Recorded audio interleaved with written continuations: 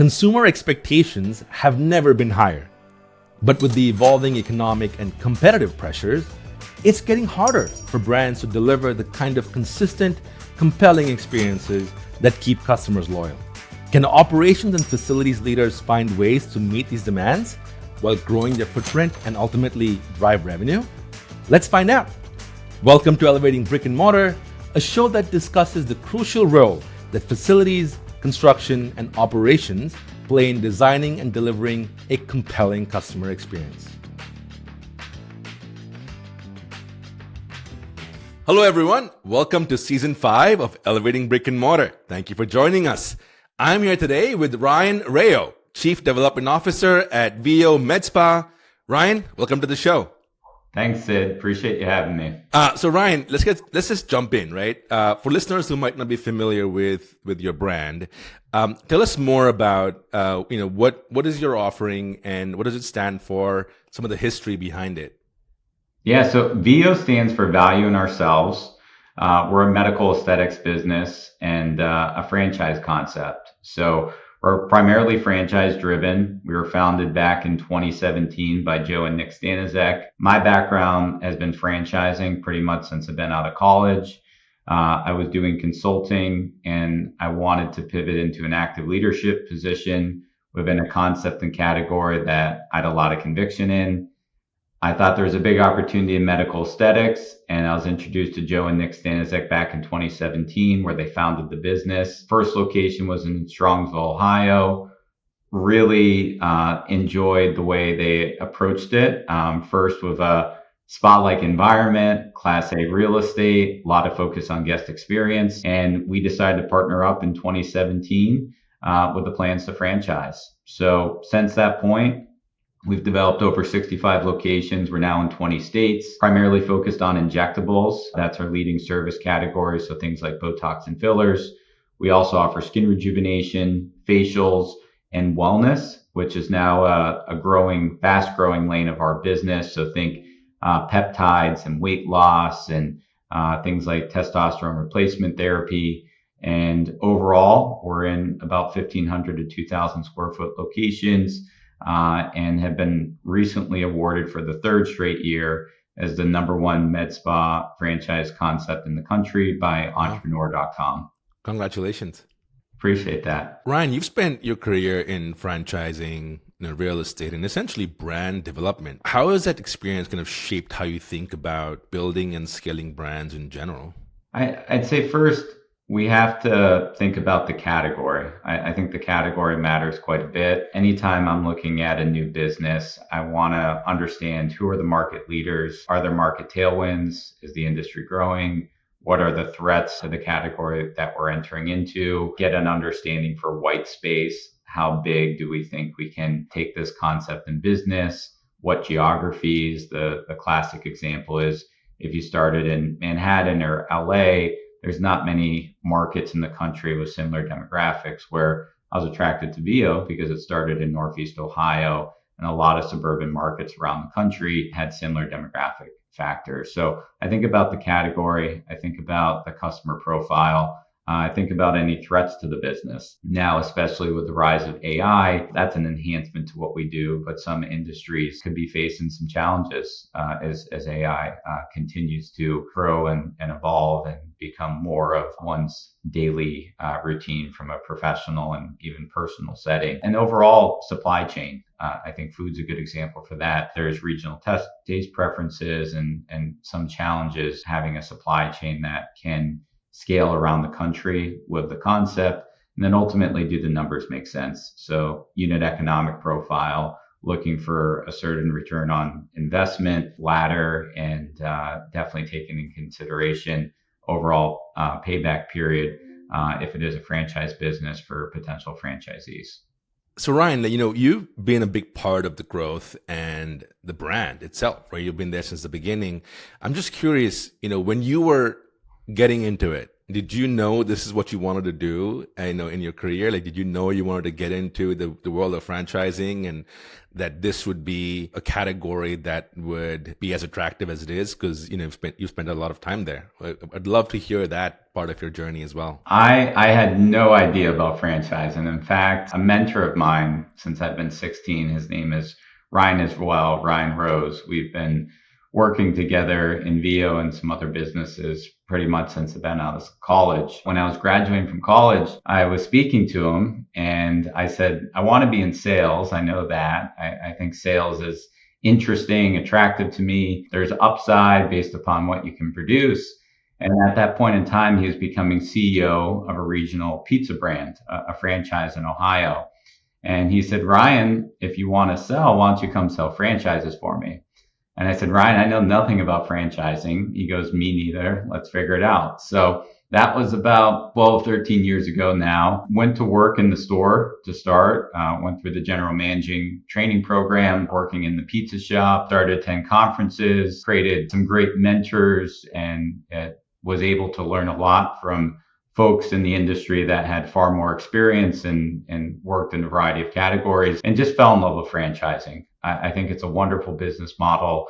You're working with a collective group of entrepreneurs under the same brand and flag that you share together and want to develop and create success stories for them, for their stakeholders, their employees, and ultimately customers in their markets, and leave the communities we do business in a better place. So it's a wonderful business model. There's obviously pros and cons compared to developing corporate. Franchising has been an industry that I fell in love with. Overall, see the rest of my career within the franchise world. Love it. Well, thank you for sharing that. Every brand has a North Star. Would love if you could share what is the North Star of VIO and what experience are you trying to create for your consumers? Yeah, our North Star, first it starts with safety. It's a physician-guided experience. Every one of our locations has a medical director. So there's a physician who oversees the clinical side of our business.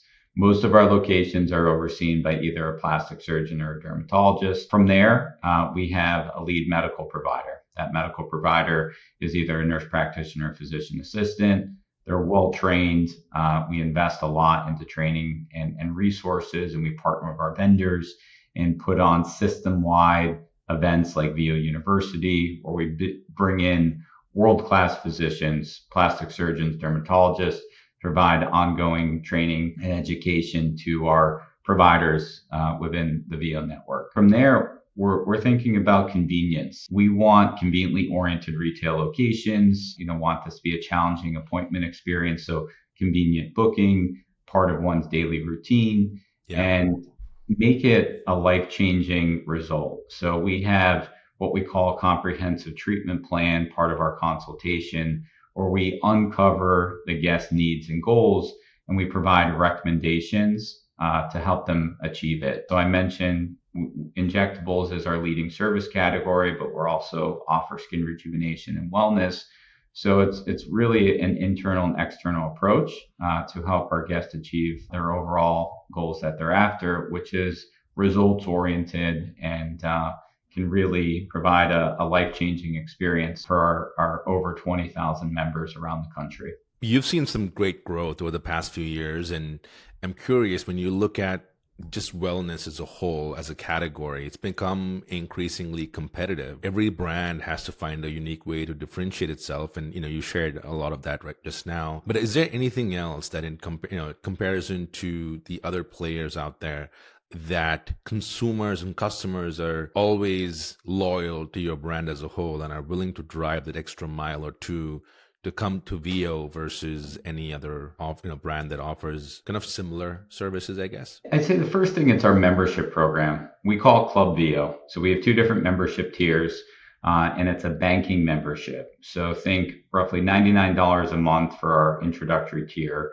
3 months later, you have roughly $300, and you can redeem that for discounted services. The price point for our members is a value-oriented price point in the marketplace. So through our scale, we're able to create strong pricing arrangements for our franchise owner and the overall network and deliver an exceptional experience to the guest but at a competitive oriented price point through the membership program. There's also a lot of other benefits that come with being a member. You can redeem services around the country at more than our 65 locations in 20 states. So if you have a second home, if you travel, a lot of benefits to our membership program. Second, I'd say it's the comprehensive service mix. So I mentioned we do a lot under one roof. Many med spas or aesthetic practices or wellness practices tend to have a narrower focus of services. We're able to offer quite a bit through our training, again, through our vendor relationships, keep innovating in this category and be able to expand in other lanes of business like wellness. So that comprehensive approach to what we do helps us stand apart. I'd say it's the strength of a national brand, and we've accelerated from a single location in 2019 to more than 65 locations today. However, we have locally owned operators in the market. So it's not a corporate model that brings the same blueprint to every market that they open. We're owned by local entrepreneurs, local franchise owners that we empower them to get involved in the community, to find causes that they want to support, and overall leave the communities that we do business in a better place. I'd say those are some of our main factors of how we differentiate and why customers are so attracted to our membership offering within Club VIO. Now, when you think about growth and going from 65 locations to, I'm not sure what your number is. Like, do you have a number in mind? Like, is it 150, 200? Is it 700? When you think about what does growth look like for VIO, do you have this kind of aspirational number that you're working towards? Yeah, absolutely. I'd say our North Star right now, within the next 6 years, we have about 200 locations committed to through our existing franchise owners. Oh, wow. So within the next 6-year period, it's achieving on that development schedule that we have in front of us and continuing to develop. But our approach, we're focused on quality over quantity. Yes, the number of locations matters, but also the performance of the existing fleet. And we're very cognizant about things like impact and cannibalization, appropriate distance as we're developing new locations, site selection process, and overall supporting our existing franchise owners to help them continue to expand within the system.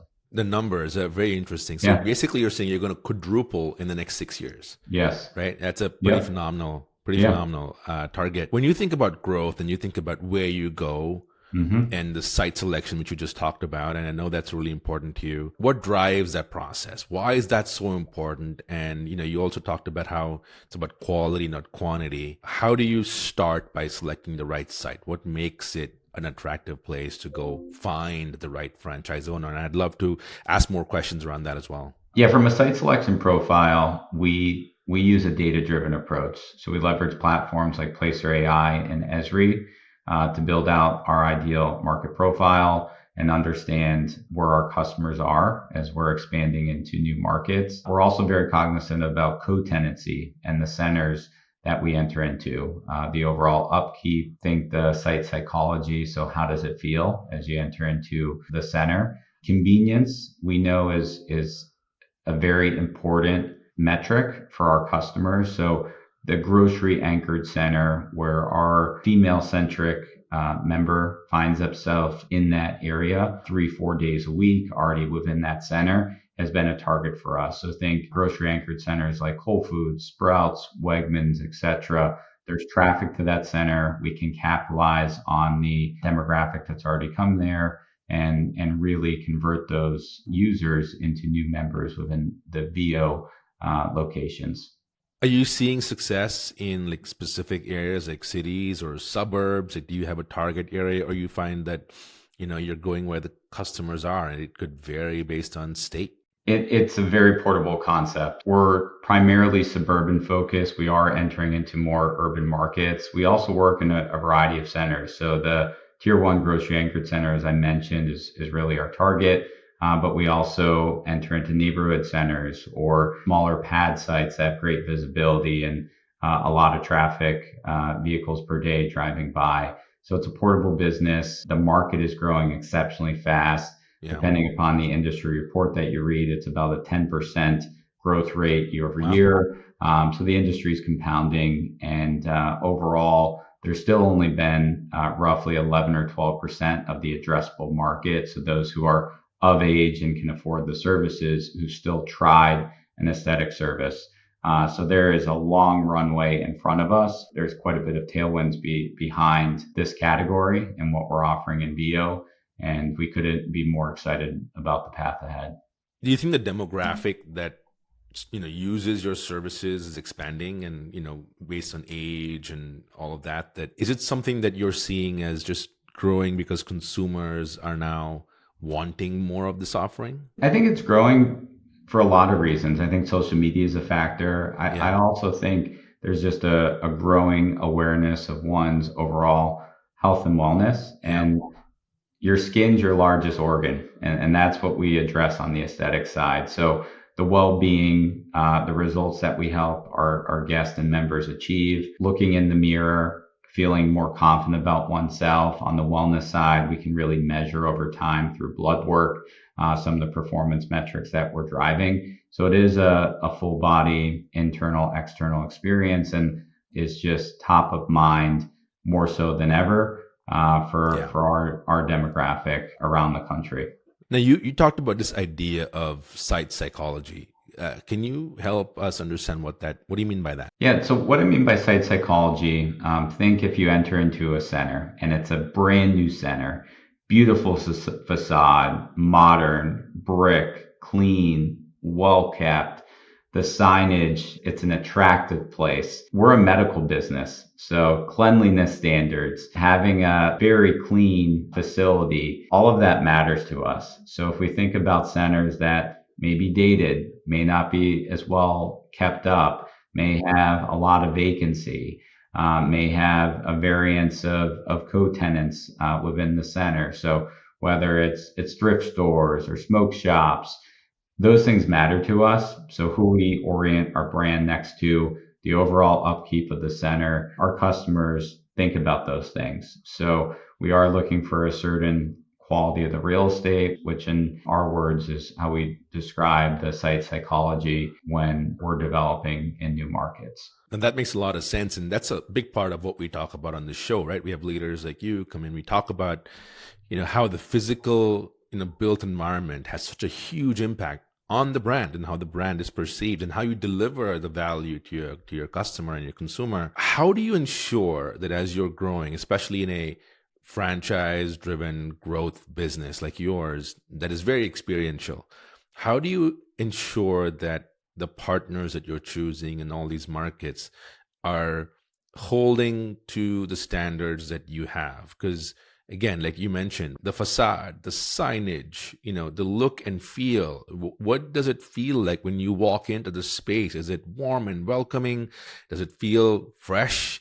Or does it feel tired? And does it feel too hot? And, no one wants to spend, an hour or more, in a place that is damp and just uncomfortable. How do you ensure that every day when a consumer walks through your doors, like they are getting the absolute best experience that VIO has set for itself in terms of standards? I'd say it starts with franchisee selection.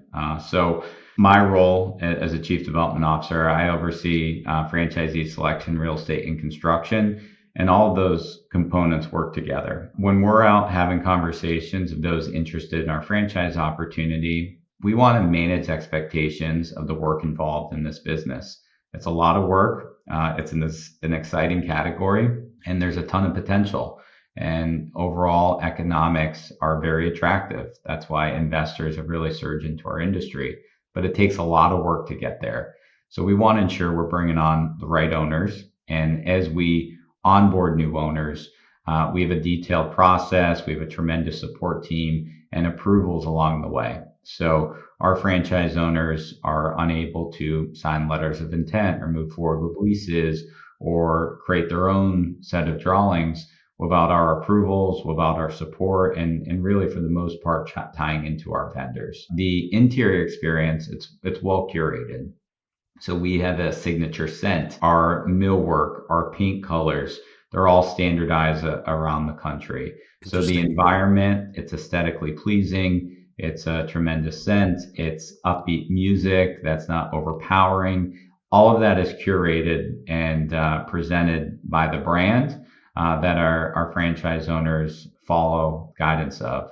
From there, we're meticulous about ongoing training, support, and audits. We're also always monitoring how customers speak of us. Platforms like Google, our average Google review score around the country is about 4.92 or 4.93, which is Wow. an exceptional number Yeah. for franchise retail concepts, or frankly, any concept. So it is a curated experience that we hold our franchise owners accountable to, and really they live and carry forward in all of our markets that we operate around the country. And it's best showcased through that 4.92 Google review score that we have system wide. It's amazing how these sensory experiences can either add to or take away from the overall experience, right? I mean, to have that brand familiarity when you walk into a location,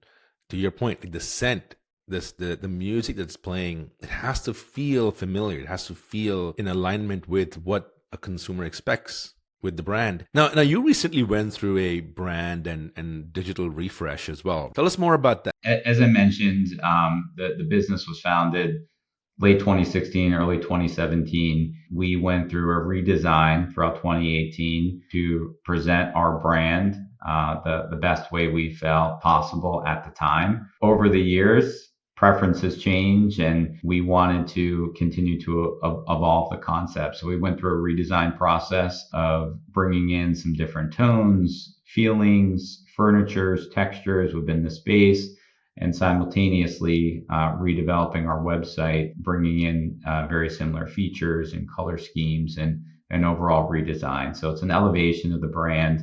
We couldn't be more excited about the direction we're going. And it's really built around aesthetic wellness versus aesthetics on its own. Yeah. And we believe we're pioneering a new category of the combination of the aesthetic and wellness side. And all of this will be unveiled in the weeks and months to come.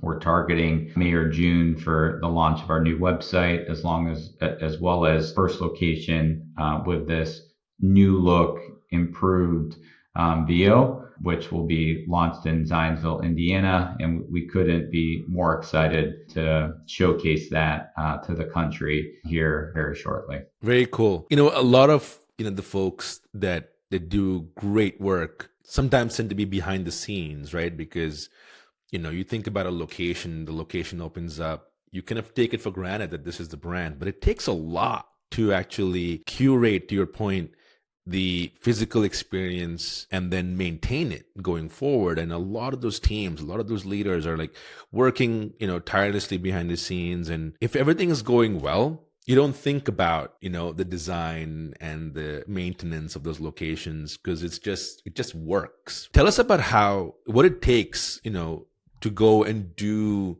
a brand refresh where like the physical experience is such a big part of this relaunch that you're doing.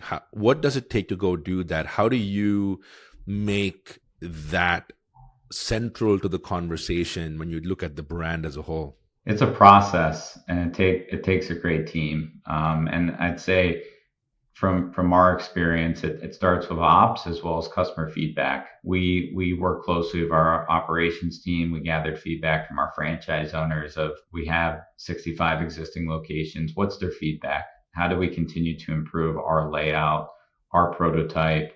We speak with our customers. What do you appreciate about our overall look and feel, design, experience as you walk in? What would you like to see? From there, we worked with some great partners to help curate a design, starting with mood boards, getting into renderings.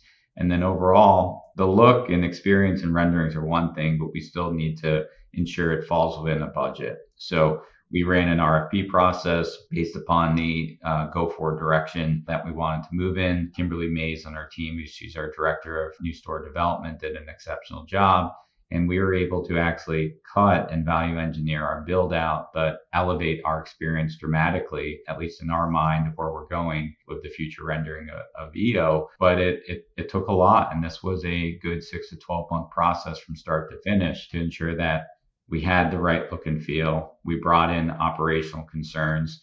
And then overall, we had the strong construction partners who could scale with us, but also provide us a price point that would fit within our budget. Now, in a franchise driven business, it's a massive growth lever and you can grow really fast and, something that, a lot of brands have successfully done. But it also adds a layer of complexity, right? In terms of like, how do you ensure like brand consistency and so on? Do you and your team just go around the country and actually experience it yourself to see like, hey, are we upholding the brand standards, across the different sites that we have or the locations that we have? How do you essentially, for lack of a better term, not audit, but how do you ensure that you're in touch with, the brand at the local level as well? It's a process, and it starts pre-construction. So ensuring that we're working with, ideally, we have a couple architectural and general contractor partners we work with around the country. So making sure we're working with our partners and we have approvals in place. So we're part of the test fitting process. We're part of the full set of drawings. We're part of bidding out the location. We're part of the overall construction schedule, and we have weekly calls. We receive images. Pre-opening, there's an on-site inspection. So we're part of the punch list and the walkthrough. Overall, approvals are given for opening. And then our operations team, our franchise business consultants, are in all locations within the system at least quarterly. Okay. So there's a lot of frequent touch points, but it starts with the process and leaning into the partners that we've identified that continue to grow with us and are fantastic resources for the system. Love it.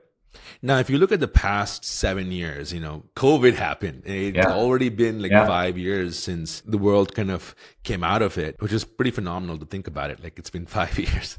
You've seen that phase. It was early on in your growth. Was there a difference in mindset and mentality in terms of what you thought consumers now needed to see to actually go to your locations in a pre-COVID world and then post-COVID? What changed, and what do you think continues to exist today in terms of just high expectations from customers of the brands that they love? I'd say for our industry and our business, we saw just a complete surge coming out of COVID. COVID was a scary time. We only had a couple locations open going into it, but when we were able to reopen, we saw a true pent up demand and phones were ringing off the hook. Customers were truly fighting to get appointments. And the back half of 2020 and 2021, I'd say was the catalyst that has fueled our growth today. So because of the success we had, it fueled interest in the overall category and certainly interest within VIO, and attracted a lot of new owners within the system. We've learned a lot since that point, and I think the customer has also been much more educated, and they appreciate the approach we take, a compliant training, again, that safe, easy, life-changing philosophy that we have with our business. Competition has rose, but that's why our membership program is so attractive, where you're part of a community. You're part of our brand ethos. You're part of Club VIO,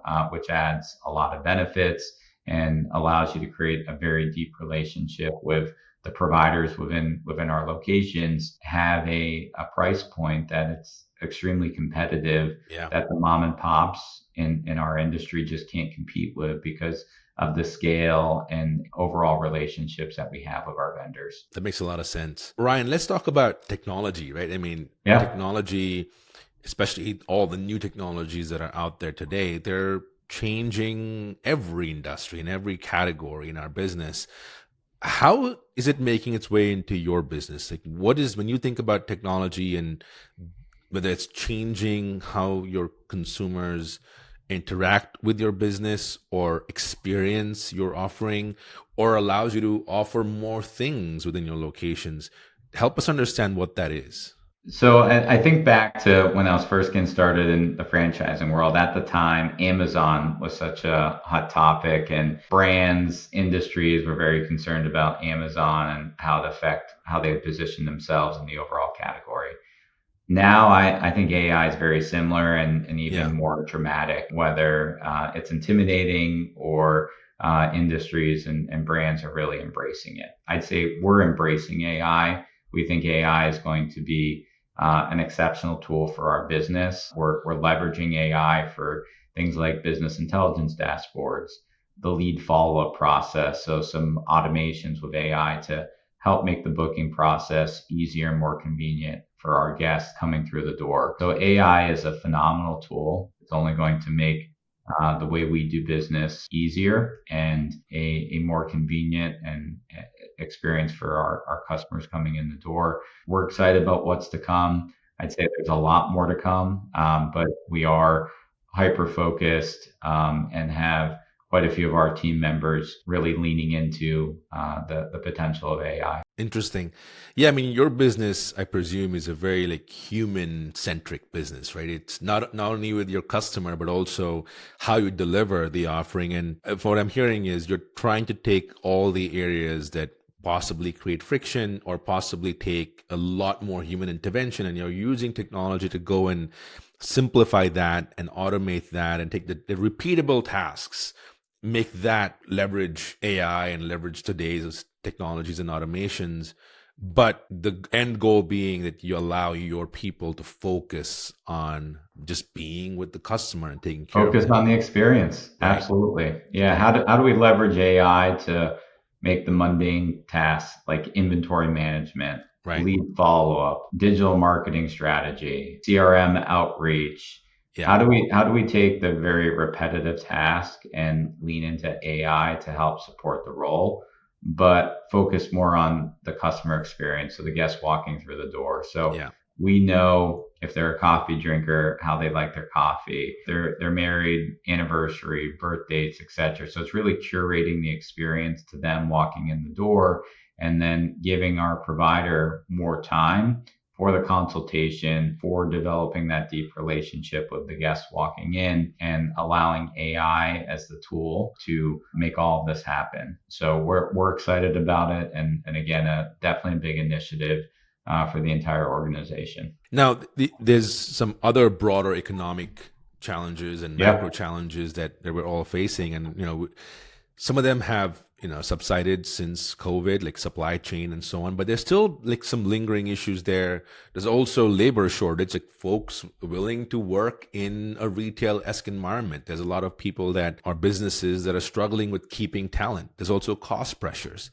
How are these dynamics kind of impacting your business, especially as you're looking at growing through franchises? And these are businesses that are very local and part of the community. How is it impacting them, and how are you supporting them open up their locations and actually deliver on even their goals and their dreams, right? So we've been fortunate. I feel like we've been very much insulated from existential factors that have been going on, macroeconomic overall, or different world events that have been happening. If you talk to our customers and read industry reports, medical aesthetics is a high spend for our customers. So they're going to go to a med spa, receive, things like Botox and sacrifice if needed, a vacation or dining out. So it's a high discretionary disposable spend. It's probably close to top of the list, if not the top of the list when you speak to our customers.